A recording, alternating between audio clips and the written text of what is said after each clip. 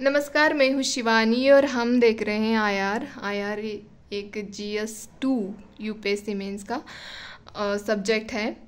तो हम इसको 19 अक्टूबर से लेके 27 अक्टूबर तक प्रिपेयर करने वाले हैं। तो आप लोग भी मेरे साथ प्रिपेयर करेंगे, ये मैं उम्मीद करती हूँ। और अब हम देखेंगे क्वेश्चन क्या है। उससे पहले मैं आपको बताना चाहती हूँ कि अगर आपको मेरे इनिशिएटिव्स अच्छे लगते हैं और आपको मेरे साथ प्रिपेयर करना है तो आप मेरे इनिशिएटिव फॉलो करिए। जैसे कि मैंने कहा है कि इस मंथ में हम GS2 देखेंगे, नेक्स्ट मंथ में हम GS3 देखेंगे और उसके बाद हम GS1 देखेंगे दिसंबर में। तो हम पहले दिसंबर तक मेंस ओरिएंटेड सब्जेक्ट देखेंगे। आजकल मेंस ओरिएंटेड सब्जेक्ट भी प्रीलिम्स के अकॉर्डिंग इम्पॉर्टेंट है। एक दो क्वेश्चन हमें दिखाई देते हैं प्रीलिम्स के अंदर भी। तो इंटरनेशनल रिलेशन वैसे मेंस के लिए भी बहुत इम्पॉर्टेंट टॉपिक है और आजकल प्रीलिम्स के अकॉर्डिंग भी ये बहुत ही इम्पॉर्टेंट टॉपिक है। तो आप 19 अक्टूबर से 27 अक्टूबर तक इसको अच्छे से प्रिपेयर करिए। हालांकि मैं भी प्रिपेयर कर रही हूँ। और अब मैंने जो इसमें क्वेश्चन लिए हैं जस्ट इम्पॉर्टेंट लिए हैं, मतलब जो न्यूज़ में चल रहे हैं वही क्वेश्चन लिए हैं मैंने। आज मैंने इज़राइल एंड पैलेस्टाइन कन्फ्लिक्ट के ऊपर क्वेश्चन लिया है। सिंपल है, कोई इसमें मतलब ये मॉडरेट क्वेश्चन है, इतना हार्ड कुछ भी नहीं है इसमें। बस हमें कि इज़राइल और पैलेस्टाइन का कन्फ्लिक्ट क्या है पता होना चाहिए और इसके इंडिया के ऊपर क्या मतलब इम्पैक्ट होता है ये देखना है। यही आज का क्वेश्चन है। अगर आपको मेरी वीडियोस अच्छी लगती है तो प्लीज़ लाइक, शेयर, सब्सक्राइब और कमेंट करते रहिए कि मतलब और इससे बेहतर हम कैसे कर सकते हैं। यहाँ पे मतलब हम जस्ट प्रिपरेशन करेंगे, फ्लो में रहेंगे और एक दूसरे को हेल्प करेंगे, ठीक है। तो चलो आज हम देखते हैं क्वेश्चन में मैंने इंट्रोडक्शन स्टार्ट किया है यहाँ पे और फिर मैंने डायग्राम भी बनाई है जहाँ इज़राइल की मुझे लगी कि ये सिंपल है तो बना देते हैं। इससे हमारा वैल्यू एडिशन भी हो जाता है क्वेश्चन में और मतलब मार्क्स भी अच्छे आने की पॉसिबिलिटी होती है। तो जहाँ पे भी आपको लगता है कि डायग्राम बन सकती है, क्वेश्चन में डायग्राम बनाने की कोशिश कर देनी चाहिए। तो मैंने यहाँ पे इंट्रोडक्शन में लिखा है Israel Palestine conflict is one of the world's longest running, most controversial conflicts. It is a conflict between two self-determination movements, the Jewish nationalist and Palestinian nationalist, in the same territory. तो इसकी एक history है कि उसको मैं short में upload कर दूंगी शाम को, तो आप उसकी हिस्ट्री देखना। क्वेश्चन के अकॉर्डिंग मैंने इतना ही लिखा है, पूरी हम हिस्ट्री देखेंगे कि क्यों कैसे स्टार्ट हुआ इज़राइल पैलेस्टाइन का कन्फ्लिक्ट, वो हम देखेंगे। बाद में मैंने यहाँ पे दिखाया है कि ये जो हम देख रहे हैं सिंपल और कोरा एरिया जो है इसमें कुछ भी लिखा नहीं है, मतलब ये इज़राइल का एरिया है और ये वेस्ट बैंक है और यहाँ पे ये जो है ये गाज़ा स्ट्रिप है जहाँ पे ओनली पैलेस्टीनियन रहते हैं। अगर हम देखें तो इज़राइल के अंदर भी मतलब दोनों भी रहते हैं, इजरायली पीपल्स मतलब अरब्स भी, मुस्लिम्स और ये भी रहते हैं, जूइश भी रहते हैं। जैसे कि इज़राइल जो है वो जूइश पीपल्स की कंट्री माना जाता है और जो वेस्ट बैंक और पैलेस्टाइन में जो रहते हैं इनको अरब्स मुस्लिम माना जाता है। बट यहाँ पे सिर्फ गाज़ा स्ट्रिप में ओनली पैलेस्टीनियन लोग रहते हैं और यहाँ पे ये वेस्ट बैंक में और इज़राइल में दोनों मिक्स रहते हैं। हालांकि उनके पॉपुलेशन कम ज़्यादा है बट इस पे मिक्स में रहते हैं।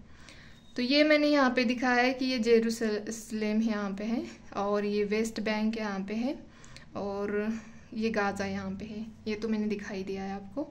और फिर बाद में मैंने जस्ट लिखा है कि the claims of both Jews and Arab Muslims date back to a couple of 1000 years. However, the current political conflict began in the early 20th century.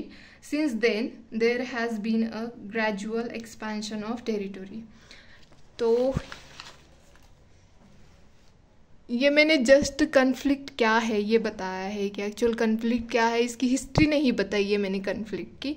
तो हिस्ट्री के लिए ये क्वेश्चन हिस्ट्री के ऊपर नहीं था, इसीलिए मैंने जस्ट कन्फ्लिक्ट बताया है और इम्पैक्ट क्या है। वैसे भी 150 वर्ड्स का क्वेश्चन है, तो इसको ज़्यादा नहीं लिखना था, तो इसीलिए मैंने कंसाइज कर दिया। हाँ, ये मैंने यहाँ पे वही लिखा है कि वेस्ट बैंक और गाज़ा स्ट्रिप है। वेस्ट बैंक को कंट्रोल कौन करता है? फतह पार्टी, जो मतलब ये पॉलिटिकल पार्टी है वो करती है। वेल गाज़ा जो है वो हमास, एक हमास जो पैलेस्टाइन के अंदर एक हमास मिलिटेंट ग्रुप है, उसके द्वारा गाज़ा स्ट्रिप को कंट्रोल किया जाता है। तो ये मैंने यहाँ पे लिखा है। और बाद में मैंने यहाँ पे हेडिंग डाल के impact of the Israel Palestine conflict on India, as मैंने नीचे दिए हैं यहाँ पे। फर्स्ट जो हमारी मतलब कैसे इम्पैक्ट करता है ये जो कन्फ्लिक्ट इनका चल रहा है, वो इंडिया के ऊपर कैसे इम्पैक्ट करता है वो देखना है हमें। तो मैंने यहाँ पे फर्स्ट में लिखा है impacts our dehyphenation and West Asia policy. हमारी जो डीहाइफनेशन पॉलिसी है उसके ऊपर इम्पैक्ट करता है। ये पॉलिसी क्या है? ये बेसिकली पॉलिसी ये है कि जैसे कि इजराइल और पैलेस्टाइन के मतलब दोनों के दरमियान ये कन्फ्लिक्ट है, तो हम हमेशा से पैलेस्टाइन के साइड पे रहे हैं। जैसे गांधी के टाइम से नेहरू जी ये पैलेस्टाइन की साइड से ही थे, और अब तक मतलब क्या बोलते हैं 1988 में हमने पैलेस्टाइन को स्टेटहुड भी मतलब एक स्टेट है ऐसे माना भी है हमने 1988 में। और बाद में हमने मतलब ये पॉलिसी कब से अपनाना शुरू कर दिया? जैसे कि स्ट्रांगली मुझे लगता है कि नरेंद्र मोदी जी आए थे, तभी से हमने ये डीहाइफनेशन पॉलिसी अपनाना शुरू कर दिया था। इसका मतलब ये होता है कि हालांकि इन दो कंट्रीज़ के बीच में विवाद चलता है, लेकिन हमने इनके साथ सेपरेटली अपने रिलेशन बनाए हैं। इजराइल के साथ भी हमारे अच्छे रिलेशन हैं और पैलेस्टाइन के साथ भी हमने अच्छे रिलेशंस बनाए रखे हैं। हालांकि इन दोनों के बीच में तो कन्फ्लिक्ट है, फिर भी हमने हमारे इंटरेस्ट के अकॉर्डिंग इनके साथ सेपरेटली रिलेशंस बनाए हैं, तो इसी को हम डीहाइफनेशन पॉलिसी कहते हैं। तो यही है, इसके ऊपर इम्पैक्ट पड़ेगा और हम किसी एक की साइड नहीं ले सकते क्योंकि वो इंडिया के इंटरेस्ट में नहीं रहेगा। तो इसीलिए ये मतलब ये कन्फ्लिक्ट जो चल रहा है इसका इम्पैक्ट डीहाइफनेशन पॉलिसी के ऊपर हो जाएगा। और फिर दूसरा मैंने यहाँ पे लिखा है इंक्रीज़ इन इन्फ्लेशन। इन्फ्लेशन बढ़ेगा, कैसे बढ़ेगा? अगर हम देखें तो हम इजराइल से गैस ऑयल इंपोर्ट करते हैं। अगर अब ये जो सप्लाई चेन है इसमें इंटरप्ट हो जाएगा तो ऑब्वियसली मतलब जो चीज़ें मतलब ऑयल गैस हम इनसे लेते हैं वो महंगे हो जाएंगे, और महंगे होने से मतलब महंगाई बढ़ती है तो इन्फ्लेशन, उसको इन्फ्लेशन हम कहते हैं। तो ये हो जाएगा। थर्ड है effect on the India Israel trade. जो हमारा इंडिया और इजराइल के बीच में जो ट्रेड होता है, अगर हम देखें 2023 में इंडिया ने कितना एक्सपोर्ट किया है? $8.4 बिलियन में एक्सपोर्ट किया है, और इंडिया ने कितना इंपोर्ट किया है? $2.3 बिलियन में इंपोर्ट किया है। मतलब इतना ट्रेड चलता है। मतलब जो हम इंपोर्ट करते हैं उसके कंपेयर में एक्सपोर्ट ज़्यादा करते हैं इजराइल को, तो इसमें भी मतलब इसके ऊपर भी इफ़ेक्ट हो जाएगा। इतना ज़्यादा ट्रेड नहीं हो पाएगा क्योंकि वहाँ पे कन्फ्लिक्ट चल रहा है। फोर्थ है reduction of the remittance from West Asia and safety of Indian immigrants. जो रेमिटेंस आते हैं, हमारा जो डायस्पोरा इंडियन डायस्पोरा वहाँ पे रहता है, उनके थ्रू ही हमें रेमिटेंस आते हैं ना इंडिया में। तो अभी वो कन्फ्लिक्ट चल रहा है तो वो वापस इंडिया में आ जाते हैं, तो इससे हमारा रेमिटेंस भी कम हो जाएगा। और जो रहते हैं वहाँ पे लोग, उनकी सेफ्टी की भी चिंता हो जाती है, मतलब उनकी सेफ्टी के ऊपर भी इम्पैक्ट पड़ता है। फिफ्थ है depreciation of the Indian rupee.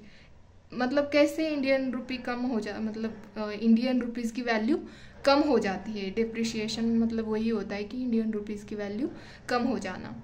तो कैसे इम्पैक्ट होती है? जो FPI एंड जो FDI जो होते हैं वो कम आ जाती है इंडिया में, तो इससे हमारी इंडियन रुपीज़ की भी वैल्यू कम हो जाती है। तो मैंने यहाँ लास्ट में जस्ट 2 लाइन में कंक्लूड कर दिया है। Therefore need for the hours to resolve about conflict for the sustainable global supply chain. तो इतना ही लिखा है मैंने, ये मैंने क्वेश्चन के अकॉर्डिंग लिखा है।